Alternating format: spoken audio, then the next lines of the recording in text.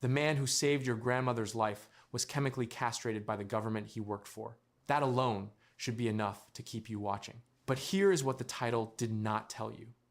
The phone in your pocket, the algorithm that recommended this video, is a computer running every system you interact with every single day. None of it exists without one specific afternoon in 1936 when a 24-year-old sitting alone in England decided to think about something that had never been thought before and accidentally invented the future while doing it. He did not set out to change the world. He set out to answer a math question. The world changed anyway. Alan Turing was born on June 23, 1912, in London, to parents who were largely absent. His father worked in India for the British Civil Service, and Alan spent most of his early childhood being shuttled between relatives and boarding houses while his parents stayed overseas. This is relevant not because it makes for a sad backstory, though it does, but because it explains something specific about how Turing's mind developed. He was alone a lot. He thought a lot. He had almost no one to talk to, so he talked to mathematics instead. And mathematics, unlike most people in his life, always wrote back. He was the kind of child who made adults nervous, not because he was difficult, but because he was clearly operating at a frequency they could not tune into. At his first boarding school, the teachers noted that he showed little interest in the curriculum and seemed distracted. What they did not note was that he was teaching himself advanced mathematics from a textbook he had found and read cover to cover before age 10. His handwriting was poor. His Latin was worse. His ability to solve problems that grown men with university degrees had never encountered was apparently not considered a useful metric at the time. The British educational system in the 1920s was many things. Flexible was not one of them. Here is where a secondary story enters, and I want you to keep it in mind because it matters more than it seems right now. When Turing was 13, he met a boy named Christopher Morcom at Sherborne School. Christopher was brilliant in the way that Turing was brilliant quietly, completely, without any interest in performing it for an audience. The two of them became inseparable. They worked through problems together, wrote letters about science and mathematics, and for the first time in his life, Turing had someone who could keep up with him. More than that, someone who seemed to genuinely see him. In February of 1930, when Turing was 17, Christopher Morcom died suddenly of bovine tuberculosis. He had contracted it years earlier from infected milk. He was 18 years old. Turing never fully recovered from this, not in a dramatic, visible way. He recovered in the way that very private people recover from impossible losses, by going somewhere inside himself and building something there that the outside world could not touch. He began writing to Christopher's mother with an intensity that was almost religious. He told her he believed Christopher's spirit had survived somehow, that consciousness could not simply stop. He was not saying this casually. He was working through it the way he worked through everything, with complete intellectual seriousness. Christopher Morcom would haunt Alan Turing for the rest of his life. And in a way that will become clear by the end of this story, he may also have saved it. By the time Turing arrived at King's College, Cambridge in 1931, he was not a particularly celebrated student. He was respected, regarded as capable, but not yet recognized as the person who was about to detonate a bomb under the entire field of mathematics. That came in 1936 with a paper titled On Computable Numbers with an Application to the Entscheidungs Problem. If that title makes your eyes glaze over, you are in good company. The Entscheidungs Problem, a German word that translates roughly to the decision problem, was a challenge posed by the mathematician David Hilbert in 1928. Hilbert wanted to know whether there existed a definite procedure, an algorithm, that could determine the truth or falsehood of any mathematical statement. He believed the answer was yes. He believed mathematics was, at its core, a complete and consistent system that could answer any question put to it. Turing's paper proved that the answer was no. There are questions that mathematics simply cannot answer. There are statements that cannot be proven or disproven within any consistent system. This was shattering, but the way Turing proved it is what concerns us here.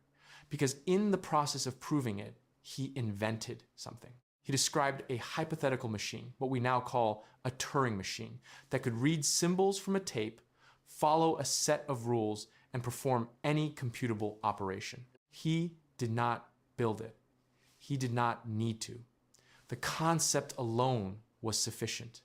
He had just described in the abstract, the logical architecture of every computer that would ever be built. He was 24 years old. He thought he was solving a math problem. He had actually designed the blueprint for the information age. Then the war started. And suddenly, abstract mathematics had a very concrete application. By September of 1939, Nazi Germany's military was communicating through a system they called Enigma. The Enigma machine looked like a typewriter that had been designed by someone with a severe grudge against simplicity. When you pressed a key, an electrical signal passed through a series of rotors, typically 3 of them, chosen from a set of 5, each one scrambling the signal before it reached the next. The rotors themselves could be set in millions of different starting positions. There was also a plug board that swapped pairs of letters before and after the rotor scrambling. The result was a machine capable of generating over 150 quintillion possible configurations. That is 150 followed by 18 zeros. Every morning, German operators reset their machines to a new daily configuration specified in codebooks that were changed monthly. If you did not know the starting configuration, intercepting the message meant nothing. You had letters, just not in any order that meant anything. The German High Command was not modest about this. They considered Enigma unbreakable. Mathematically, statistically, practically unbreakable. They were not wrong to think so. Without a shortcut, brute forcing every possible configuration would take longer than the known age of the universe.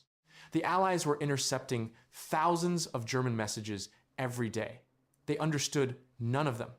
And while those messages sat undeciphered in filing cabinets, ships were sinking. This is the part that should sit with you.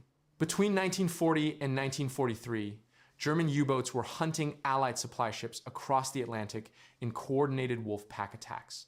They knew where the convoys were. They were communicating in Enigma. The Allies did not know where the submarines were. Every week, dozens of ships went down. Sailors drowned. Food and fuel and ammunition meant for Britain never arrived. By 1942, the Germans were sinking Allied ships faster than they could be built.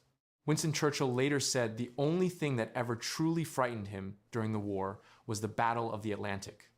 Not the Blitz, not the fall of France, the Atlantic. Because if those supply lines collapsed, Britain starved. The war ended, and it ended badly. So here's what was at stake, put plainly. Every day, Enigma was not broken. Men died. Not metaphorically, not statistically. Actually, specifically, in cold water in the middle of the Atlantic Ocean, men died. That is the number attached to this story. Not a revenue figure, not a market cap, a body count. Roughly 30,000 Allied sailors lost their lives in the Battle of the Atlantic. The estimate of how many more would have died if Enigma had never been cracked ranges between 14 million and 21 million total war casualties, military and civilian. The codebreakers at Bletchley Park did not just win a puzzle competition. They shortened the war by an estimated 2 to 4 years. Turing arrived at Bletchley Park, the British code-breaking facility housed in a Victorian mansion in Buckinghamshire in September of 1939, the same week Britain declared war on Germany. The place was extraordinary, and also, by most accounts, slightly unhinged. Bletchley recruited linguists, chess champions, crossword puzzle experts, classicists, mathematicians. The selection process was not entirely formal. Some people were recruited after solving a crossword in under 12 minutes. Some were recommended by friends of friends. The whole operation had the energy of a very serious university club that had accidentally been handed the fate of Western civilization. Which, to be fair, is exactly what had happened. The Polish mathematicians had already made crucial progress before the war began. Marian Rejewski, Jerzy Różycki, and Henryk Zagalski had cracked an earlier version of Enigma in the 1930s, using mathematical techniques and a device they called the Bomba, a machine that tested multiple Enigma configurations simultaneously. When Germany invaded Poland in September of 1939, the Polish cryptographers passed their work to British and French intelligence before fleeing. This handoff is one of the most important moments in the history of the war, and almost nobody talks about it. The British did not start from zero. They started from a foundation that 3 Polish mathematicians had built at enormous personal risk in a country that was about to be overrun. Credit where it is due, but the Bomba, as brilliant as it was, could not keep up with the evolving complexity of Enigma. The Germans had added rotors, changed procedures, and made the system significantly harder. The original Bomba worked by exploiting predictable patterns in German messages operators who used the same settings twice, common words that appeared in predictable positions. When the Germans tightened their procedures, those shortcuts vanished. Bletchley needed something new. Turing built it. His version, called the Bombay with an E, distinct from the Polish original, though inspired by it, was a different kind of machine. It did not try to find the settings by brute force. That was impossible. Instead, it worked by a form of logical elimination he developed using a concept called a crib. A crib was a known or guessed piece of plaintext, a fragment of what the message probably said before encryption. German operators were, it turned out, magnificently predictable. Weather reports always included the word Wetter, which is German for weather, because weather reporters in wartime apparently did not feel the need to be creative. Military reports often began with formalities, salutations, or standard phrases. One famous crib came from a particular German operator, whose messages always began with the phrase, "nothing to report," because nothing ever happened in his sector. His routine boredom contributed directly to breaking the Nazi cipher. History has a sense of humor. By using cribs to set up logical chains of deduction, the bomb could eliminate impossible configurations faster than any human. Turing worked with Gordon Welchman, another brilliant mathematician, to refine the design. Welchman contributed what became known as the diagonal board, an addition that dramatically multiplied the machine's effectiveness. By the time the Bombay was fully operational, a single machine could test configurations that would have taken a team of human mathematicians years to work through, and it could do it in hours. Stay with me, because this next part is where everything shifts. The Bombay was not the end of the problem. It was the beginning of a different one. Breaking the Enigma traffic required the Bombay to run continuously. And running it continuously required a steady supply of cribs, which required operators, which required secrecy, which required something that the entire Bletchley operation rested on. The Germans could never know their code had been broken. This was arguably as difficult as breaking the code in the first place. If the Allies used intelligence from Enigma too directly, too obviously, the Germans would suspect, change the system, and everything would be lost. So the British had to let certain things happen, had to allow certain convoys to be hit, certain operations to proceed in order to protect the secret that they knew. Some of those decisions were made by people sitting in rooms in England, people who knew that a particular ship would sail into a particular ambush, and who said nothing, because saying something would cost more lives in the long run than it would save in the short one. This is the part nobody puts in the adventure movies. Churchill was so protective of the Enigma secret that he created an entire apparatus of deception around it. When British forces responded to intelligence from broken Enigma traffic, they often arranged for a reconnaissance plane or a spy to be seen in the area first, giving the Germans a plausible explanation for how the Allies knew what they knew. The operation was called Ultra, and it was classified so deeply that it was not officially acknowledged by the British government until 1974, 30 years after the war ended. For 3 decades, the men and women who had shortened the war by years, who had saved tens of millions of lives, could tell nobody. Not their families, not their friends, not the historians writing the definitive accounts of the conflict. They took the secret home and lived with it in silence. Turing was one of those people. He came home from the war and went back to mathematics and computing. He wrote a paper in 1950 proposing what became known as the Turing test, a method for determining whether a machine could exhibit intelligent behavior indistinguishable from a human. He was not talking about artificial intelligence as a science fiction concept. He was asking a precise, philosophical, and practical question. How would you know?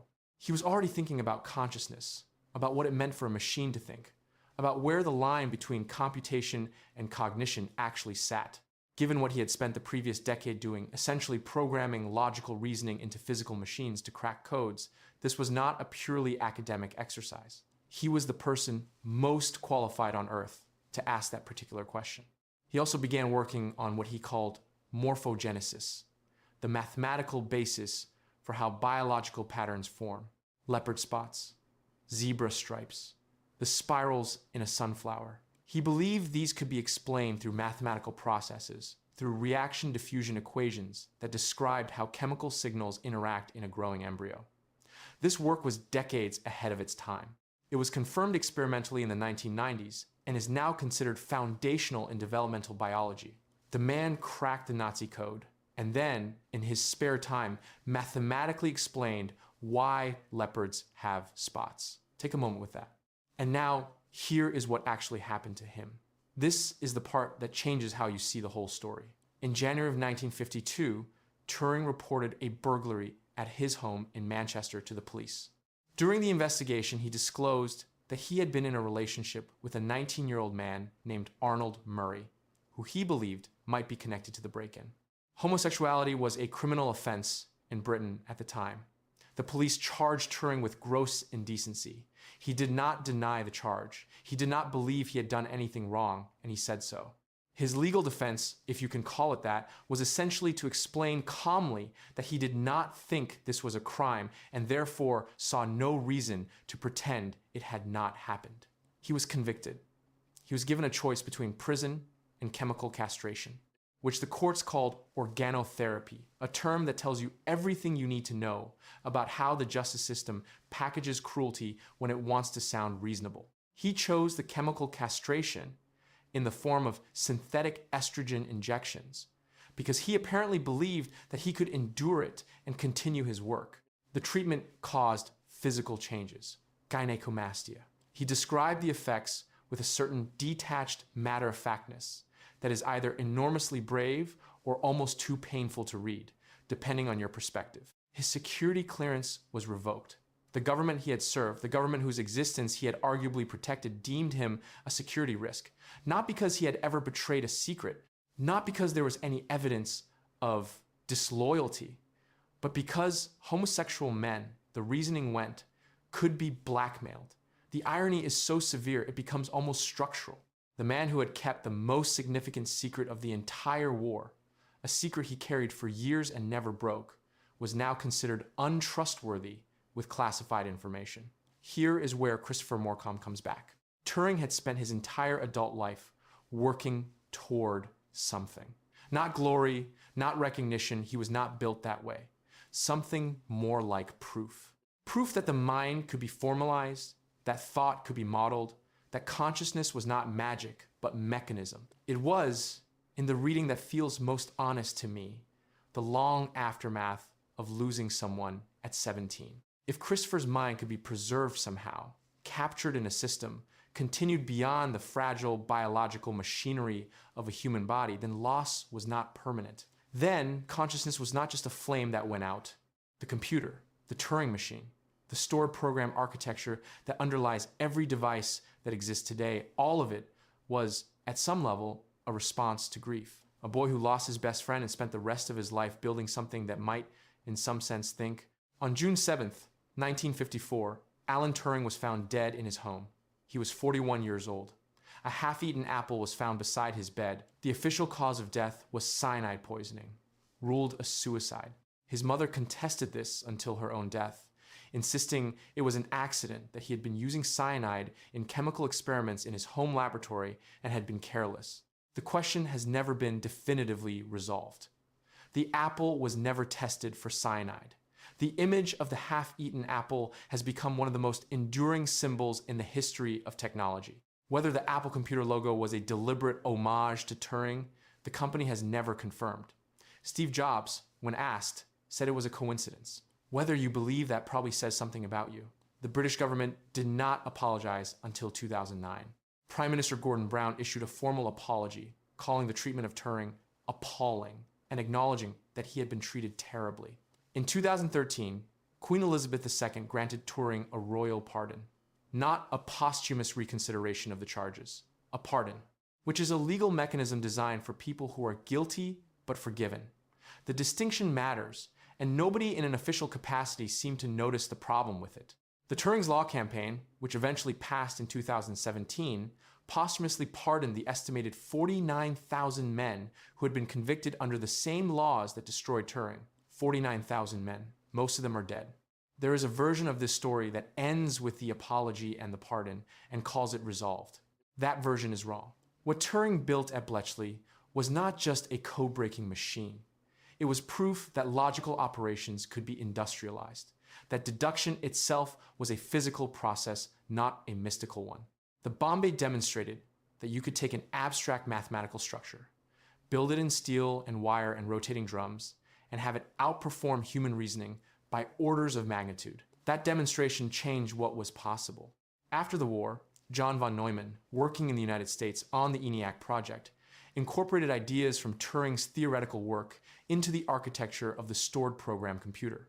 The machine you are watching this on, the architecture at its core, the principle that a single machine can run different programs by loading different instructions into memory, that is Turing's idea.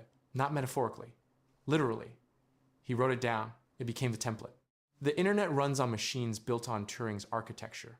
The AI systems now writing code, generating images, translating languages, predicting protein structures, composing music, all of them are, at their foundation, implementations of a concept that a lonely 24-year-old invented in 1936 while trying to answer a math question nobody had asked him to answer. The compute behind modern large language models costs billions of dollars per training run. The global semiconductor industry is worth over $500 billion annually.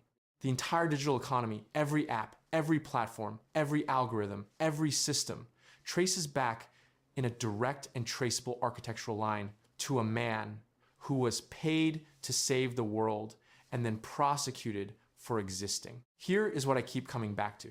The Enigma operation saved an estimated 2 to 4 years of war.